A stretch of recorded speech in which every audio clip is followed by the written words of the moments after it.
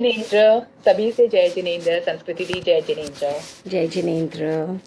कल हमने सतियों की पावन कथाओं को सुना और अनुभव किया कि किस प्रकार उन आदर्श नारियों ने अपने जीवन से हमें सिखाया कि श्रद्धा, धैर्य और सतीत्व ही जीवन की सच्ची शक्ति है। कल का सत्र हम सबके लिए हृदय स्पर्शी और प्रेरणादायी रहा। आज हम इस श्रृंखला को आगे बढ़ाते हुए नेक्स्ट सती के बारे में सुनेंगे और समझेंगे। केवल नाम और प्रसंग ही नहीं, बल्कि उनके जीवन से मिलने वाले व्यवहारिक संदेश भी, जिन्हें हम अपने वर्तमान जीवन में अपनाकर न सिर्फ अपने आचरण को संवार सकते हैं, बल्कि अपने परिवार और समाज में भी सकारात्मकता फैला सकते हैं।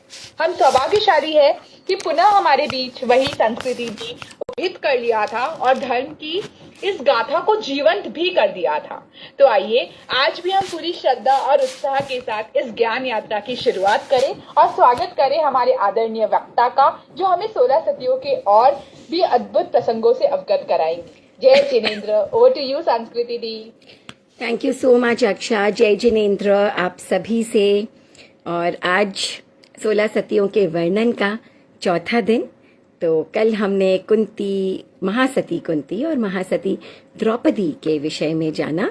अब आज हम आगे बढ़ते हैं और आज हम most favourite, most popular Mahasati Rajimati, Rajul Sati के बारे में जानेंगे। तो चलिए शुरुआत करते हैं। देखिए, जो हरिवंश था, हमने कल द्रौपदी और महासती कुंती के बारे में जाना, उन्हीं के समकालीन थी महासती राजीमती। तो जो हरिवंश था, उस हरिवंश में अंधक वृष्णि नाम के एक बड़े पराक्रमी राजा थे, जिनके 10 पुत्र थे। उन 10 पुत्रों में सबसे बड़े और सबसे छोटे, सबसे बड़े थे समुद्र विजय और सबसे छोटे थे वसुदेव। तो समुद्र विजय के 4 पुत्र थे, अरिष्टनेमी, रथनेमी, सत्यनेमी और दृढ़नेमी, और माता थी उनकी शिवा। तो अरिष्टनेमी तो हम सब जानते ही हैं, 22वें तीर्थंकर थे। और जो वसुदेव थे, उनके पुत्र थे कृष्ण और बलराम।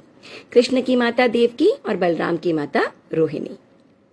तो अब क्या है कि जब अरिष्टनेमी, कुमार अरिष्टनेमी केवल 4 वर्ष के थे, तो उस समय कृष्ण ने कंस का वध किया था और आगे चलकर प्रतिवासुदेव जरासंध को मार करके और वासुदेव बने और बलराम बने।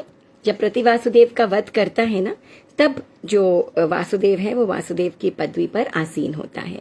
तो प्रतिवासुदेव को मार करके और वासुदेव बने कृष्ण और बलराम बने बलदेव। तो इस तरह से अब जो है एक बार का समय है कि एक बार अरिष्टनेमी, नेमी कुमार जो हैं, वो घूमते घूमते वासुदेव कृष्ण के जहाँ पर शस्त्र वगैरह रखते हैं ना, तो शस्त्रागार में पहुंच गए। अब वहां इधर उधर घूमने लगे, चीजें देखने लगे। तो देखते देखते उन्हें वहां पर शंख मिला। अब ये जो शंख है, ये बड़ा पावरफुल शंख हुआ करता था। इसको सिर्फ जो है वो वासुदेव ही बजा सकते थे। उन्होंने शंख को देखा, उनके अंदर कुछ एक्साइटमेंट, कुछ कुतूहल जागा उसको देख करके, और उस शंख को उठाया और उठा करके और उसे बजाने लगे। और इतना गंभीर उसका घोष था, इतना लाउड था कि पूरी द्वारिका नगरी दहल गई। और कितने कितने लोग उस आवाज को सुन करके, शंख की आवाज को सुन करके और बेहोश हो गए, मूर्छित हो गए, मूर्छित होकर गिर पड़े। वासुदेव कृष्ण और बलराम दौड़े दौड़े, उसी समय दौड़े दौड़े शस्त्रागार की तरफ भागे और आए और सोचने लगे, ये दूसरा वासुदेव कहाँ से आ गया है? कहीं ऐसा तो नहीं हो गया कि हमारा समय समाप्त हो गया है?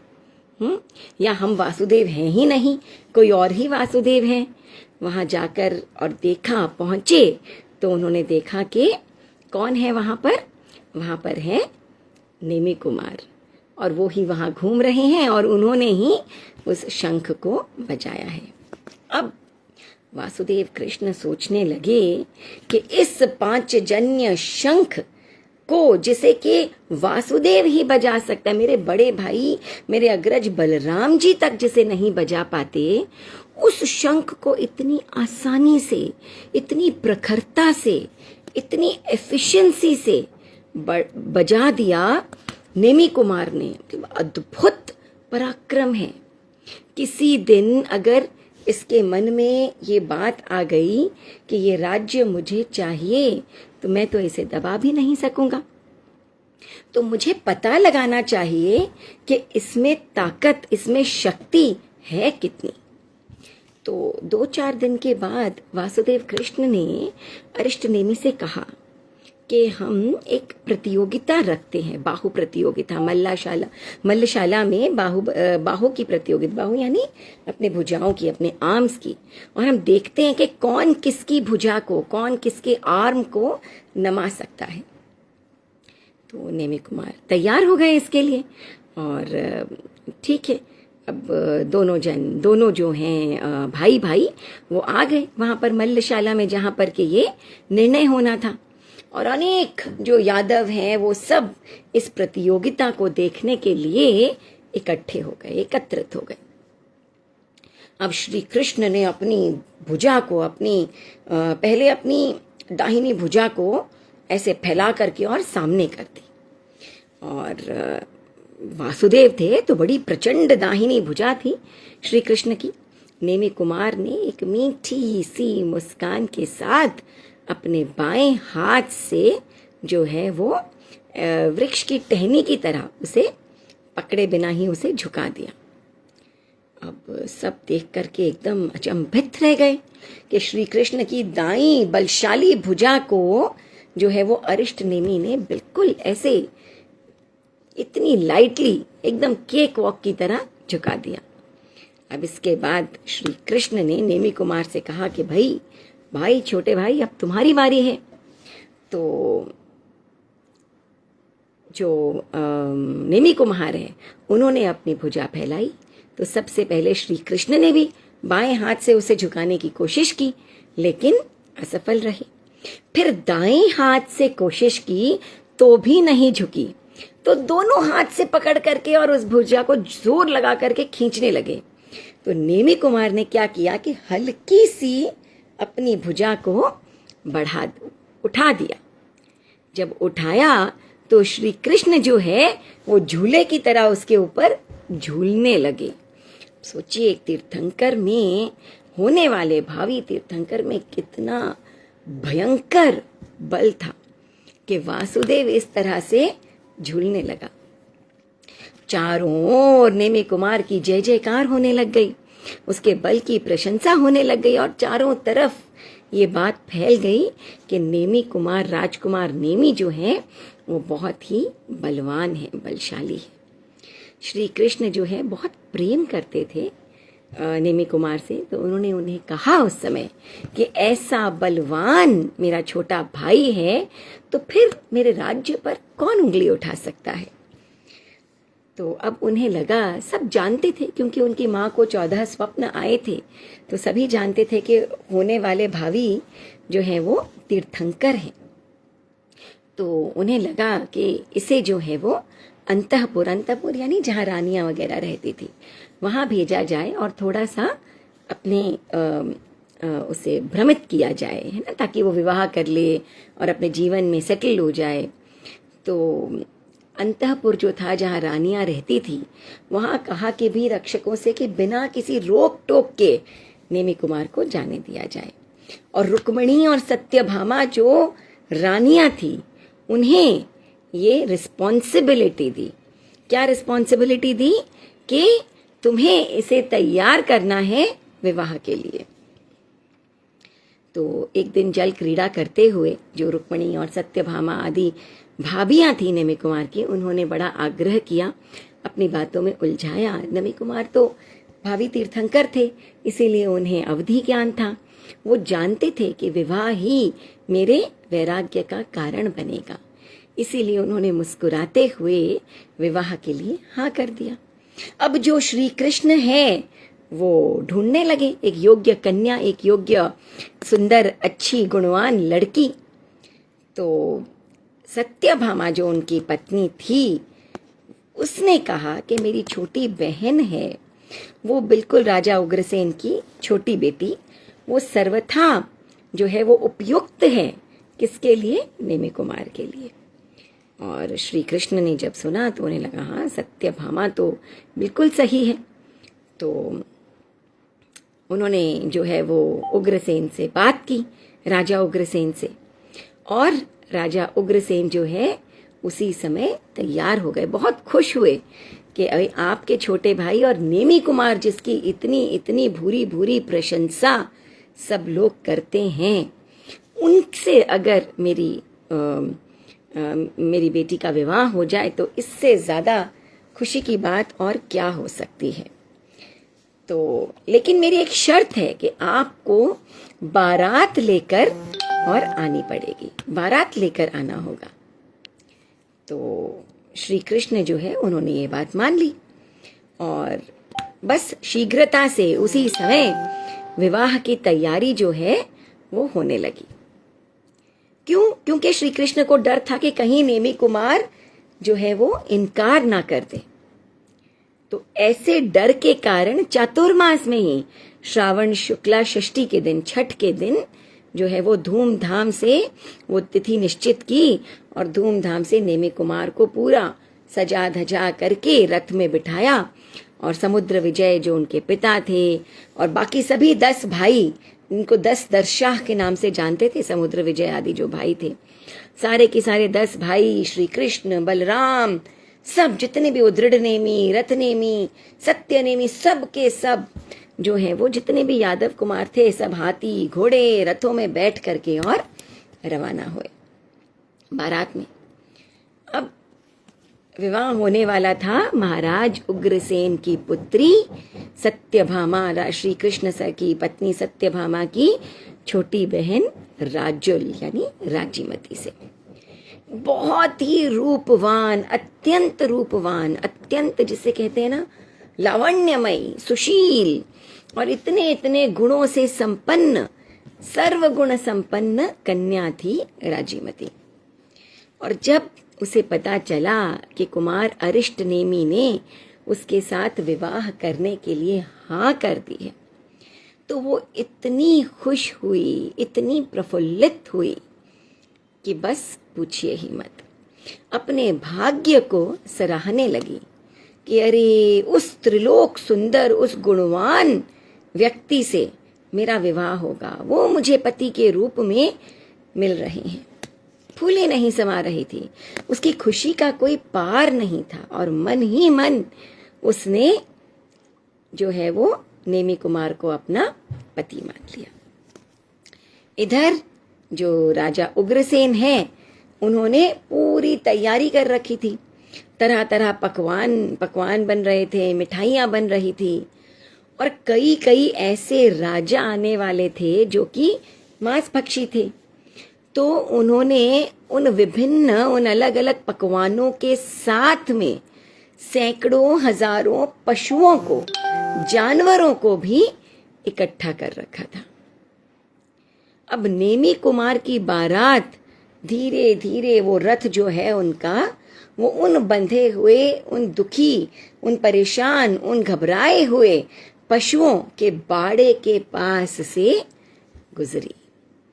और उन डरे हुए पशुओं को देख करके और नेमि कुमार ने अपने सारथी से पूछा कि इन पशुओं को यहाँ पर क्यों रोक के रखा गया, इनको क्यों यहाँ पर इकट्ठा किया गया है। तो सारथी बड़ी नम्रता के साथ बोला कि राजकुमार, ये सब तो आपके लिए है, आपके जितने साथ में आए हुए यादव कुमार हैं उनको इनका मांस परोसा जाएगा और ये जानते हैं कि हमें बांधा गया है, हमारे साथ कुछ ना कुछ बहुत बुरा होगा, इसीलिए ये इतने परेशान, इतने दुखी, इतने भयभीत, इतने डरे हुए हैं। नेमि कुमार का दिल, उनका हृदय, उनकी आत्मा करुणा से भर गई। सोचने लगे कि एक मेरा विवाह होगा और इन हजारों जो मूक पशु हैं, हजारों ये बेचारे जानवर हैं, इनके प्राण लूट लिए जाएंगे। इनकी मौत का निमित्त मैं बनूंगा। ऐसा कभी नहीं हो सकता, ऐसा विवाह मुझे करना ही नहीं है। और उन्होंने सारथी से कहा कि रथ को वापस द्वारका की तरफ मोड़ दो। राजकुमार की आज्ञा थी, सारथी मना तो कर ही नहीं सकता था। तो सारथी ने रथ को मोड़ दिया और जो नेमी कुमार है उन्होंने जितने भी गहने वगैरह दूल्हे थे, तो जितने भी जो गहने आभूषण वगैरह सब पहने हुए थे, उनको सबको शरीर पर से उतारे और उस रथ को दे दिए। अब जैसे ही नेमी कुमार का रथ मुड़ा, बारात की सारी व्यवस्था लड़खड़ा गई, गड़बड़ा गई। और कृष्ण आए, बलराम आए और आकर के बार बार उन्हें समझाया, लेकिन नेमी कुमार बिल्कुल अपनी बात पर दृढ़ थे, अपने निर्णय पर दृढ़ थे, अडिग थे और इनकार कर दिया। द्वारका आ गए और द्वारका आकर के और वर्षीदान देना प्रारंभ कर दिया। अब क्या हुआ कि इधर जो भगवान नेमी कुमार तो विरक्त हो गए थे और जो परम सुंदरी राजीमती है, उसके जैसी युवती को बिना शादी किए ही उन्होंने छोड़ दिया। मतलब इतनी सुंदर थी राजीमती, इतने चर्चे थे उसकी सुंदरता के कि अनेकों युवक जो है उन्होंने जब देखा कि कितना आत्मबल था नेमी कुमार में, तो उन युवकों ने भी जो है वो उनके अंदर भी ये देख करके विरक्ति आ गई और वो भी उनके साथ दीक्षित होने के लिए तैयार हो गए। अब जब महलों में ये बात पहुंची लड़की वालों के यहाँ कि जो है वो बारात तो अब लौट गई है, तो बड़ा आघात लगा और सबसे ज्यादा आघात लगा राजीमती को कि उसके जीवन साथी तो उसे अपनाने से पहले ही वापस मुड़ गए। राजीमती उसी समय तत्काल बेहोश हो गई, मूर्छित हो गई। फिर उपचार वगैरह किया गया तो वापस होश में आई, सचेत हुई और उठते ही दुख करने लगी, विलाप करने लगी कि देखो कहाँ मैं, कहाँ मेरा भाग्य, कहाँ मैं हतभागिनी और कहाँ वो नरश्रेष्ठ। मैंने तो सपने में भी नहीं सोचा था, कल्पना तक नहीं की थी कि कुमार नेमी जैसे महानर शिरोमणि मेरे जीवन संगी बनेंगे, मगर उन्होंने हाँ कह दिया। और मैंने तो सुना है कि महापुरुष जो होते हैं वो अपने दिए हुए वचन को निभाते हैं। इससे तो अच्छा होता कि अगर आपको लगता था कि मैं आपके लिए उपयुक्त ही नहीं हूं, आपके योग्य ही नहीं हूं, तो आप मुझे हाँ ही ना करते। आपने हाँ कर दिया और आप छोड़ करके चले गए। आपने जैसे ही स्वीकृति दी, मैंने तो आपको अपना पति मान लिया था। इस तरह मन ही मन वो बहुत कुछ सोच सोच करके और दुखी होती रही।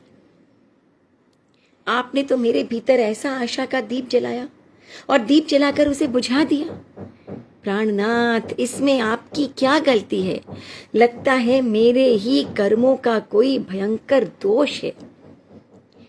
थोड़ी देर के बाद थोड़ी सी वो आश्वस्त हुई और उसने संकल्प लिया कि मैं अब हृदय से नेमी कुमार की पत्नी बन चुकी हूं और उन्होंने जिस पथ का अनुसरण किया है, मैं भी उसी पथ का अनुसरण करूंगी, उसी पथ का अनुसरण करूंगी, उसी पथ का अनुगमन करूंगी।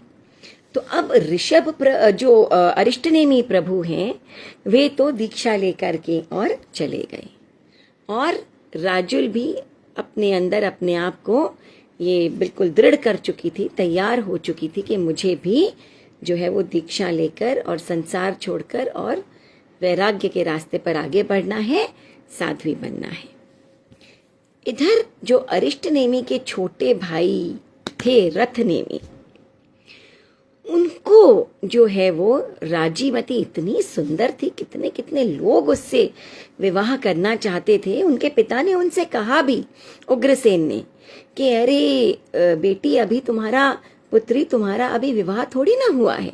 कितने कितने लोग लालायित हैं, कितने कितने युवक लालायित हैं तुमसे विवाह करने के लिए। तुम क्यों अपना दिल छोटा करती हो? अरिष्ट नेमि नहीं तो कोई और।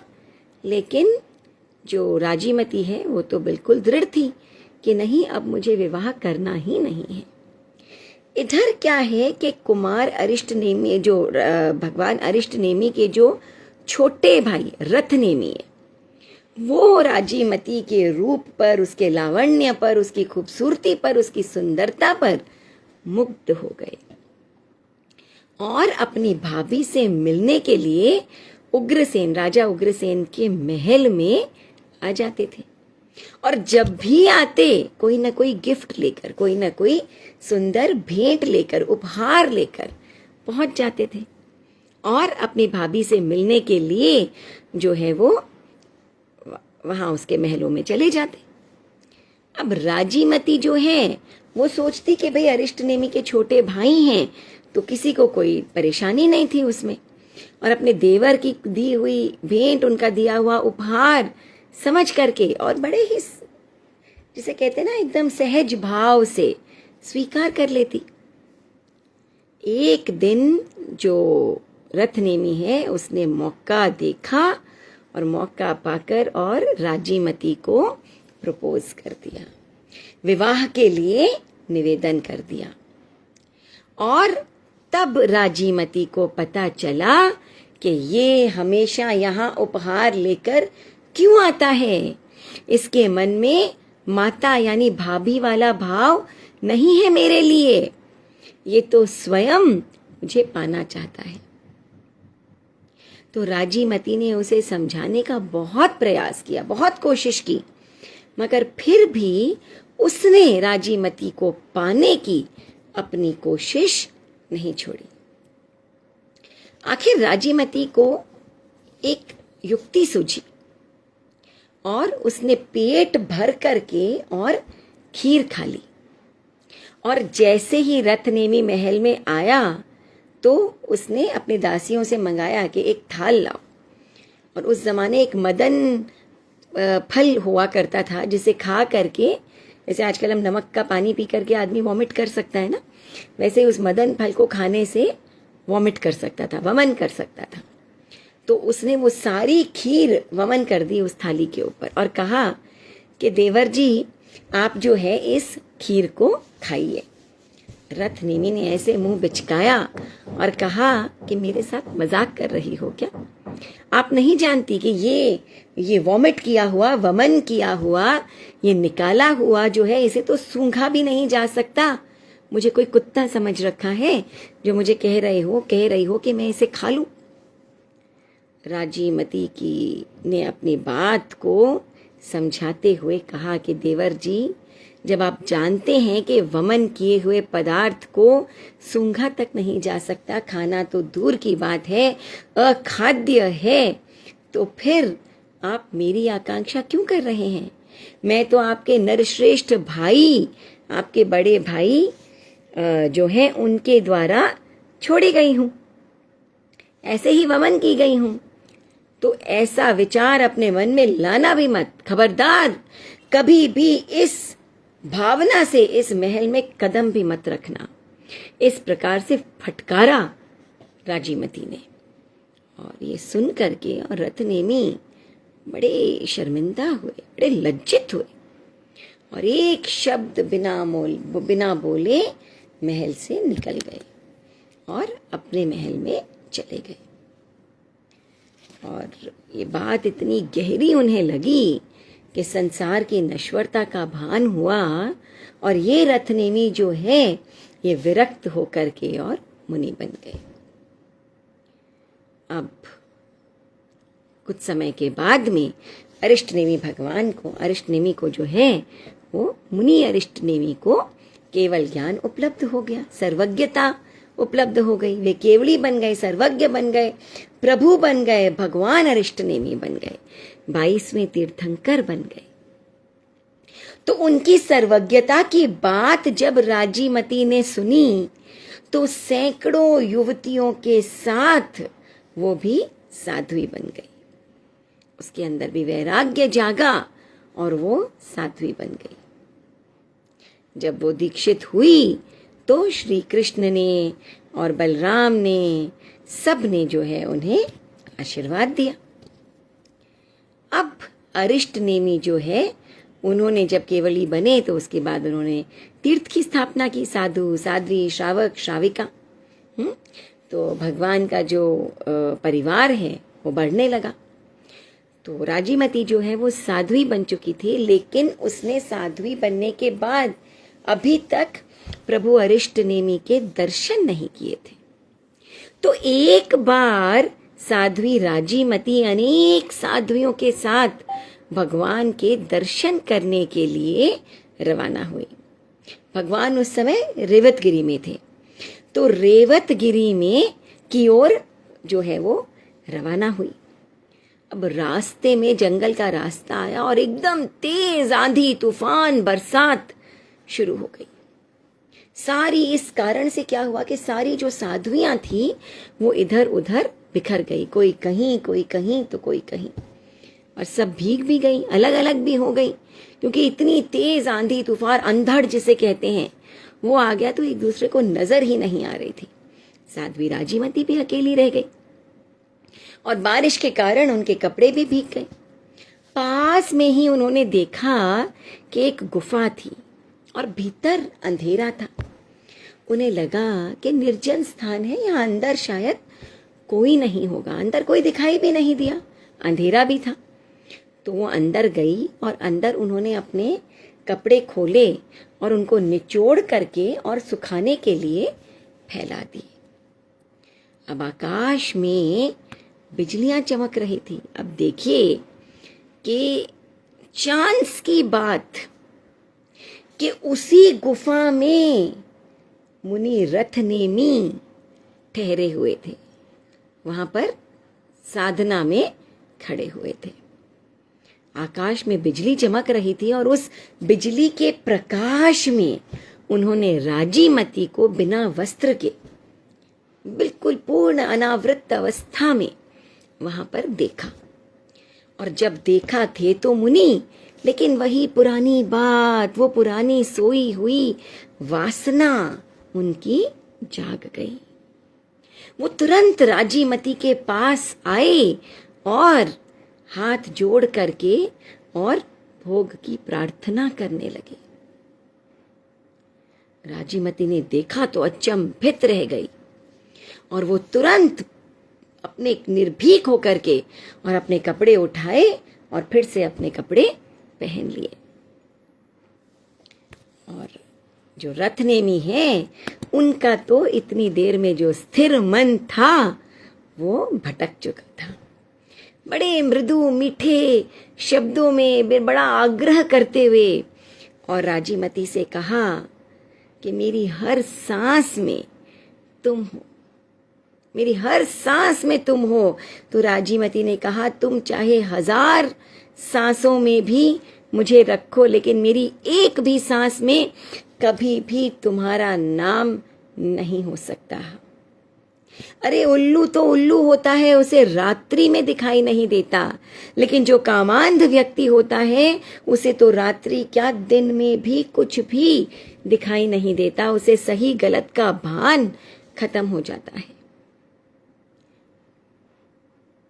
क्या आप भूल गए हैं कि आपने इस संसार को छोड़ा है, सन्यासी बन गए हैं?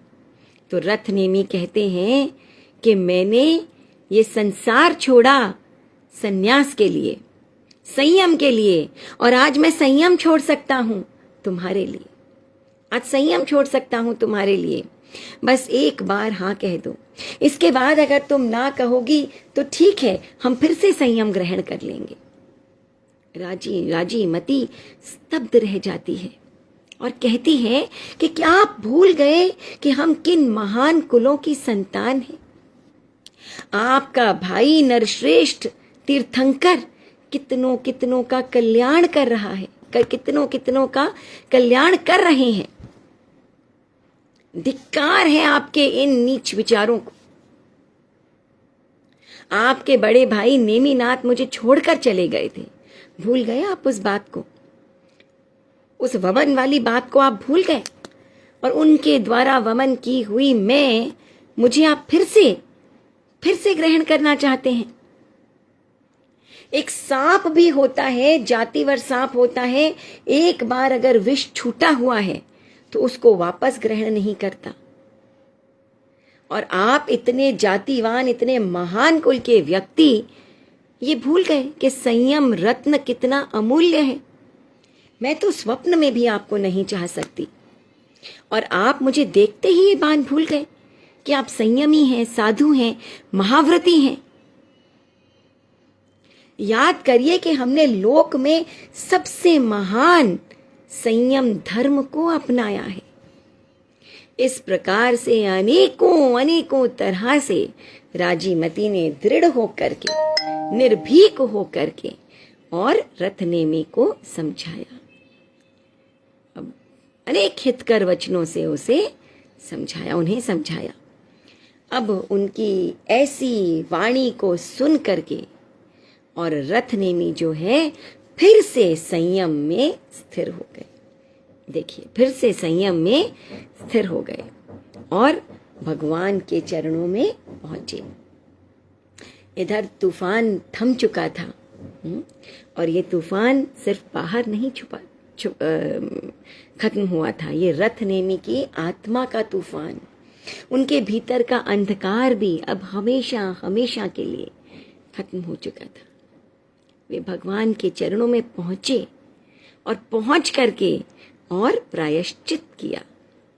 प्रायश्चित करके ऐसे अपने ध्यान में, साधना में लीन हुए कि अब फिर से कभी उनके जीवन में आंधी तूफान नहीं आने वाला था।